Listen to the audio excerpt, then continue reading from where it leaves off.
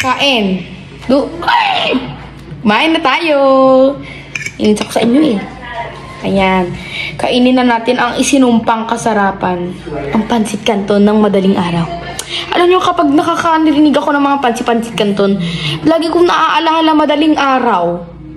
Okay, share ko lang. Sarap. Hindi siya maanghang.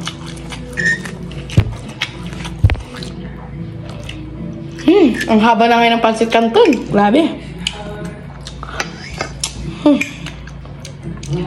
Grabe may aftertaste pala siya. Nasa huli pala yung anghang niya. Pero hindi pa siya ganun kaanghang. Edo ka muna.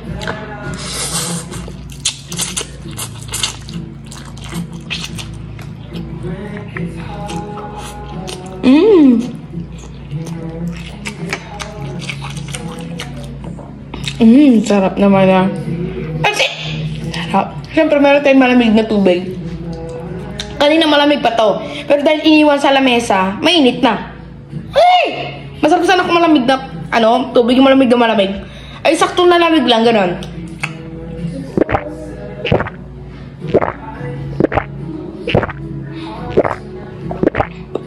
Tamang-tama ako. Meron pa siyang lamig. Ay, nag-moist na siya. Hindi siya ganun kalamig. Parang, hindi din naman siya ganun kainit. Normal lang. Parang maligam-gam. Pero hindi siya yung ganun kainit. Bahala na. Problema nyo na yun kung paano nyo yan igigets. Masawa ka dito. Kakain lang ako kasi favorite ko to. Favorite ko to. Lalo na yung kulay red. Okay? Okay. Tapos may pagkasim-asim pa siya. Sobrang favorite ko talaga ng ganito. Hindi nyo kasi maintindihan yung ini-explain ko sa inyo. Kumain na nga lang.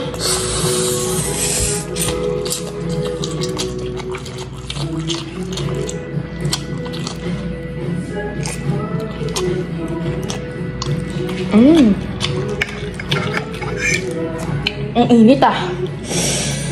Ang init talaga ngayon sa Pilipinas. Guys, grabe. Kahit pag nakakapumunta sa ibang bansa, makapunta lang ako sa Baguio. Grabe. Hanggang ngayon, sa Baguio muna tayo. Grabe. Baka sino naman gusto magpupunta sa akin sa Baguio dyan? Baka naman mag-invite kayo sa akin na pumunta ko dyan sa Baguio, di ba?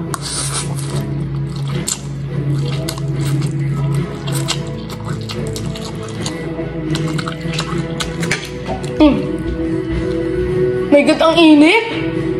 Grabe.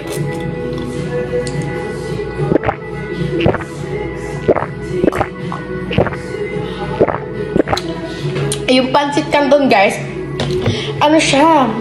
Manghang talaga siya. Akala ko hindi siya ganun kaanghang. Ang uwi ko kasi kanina.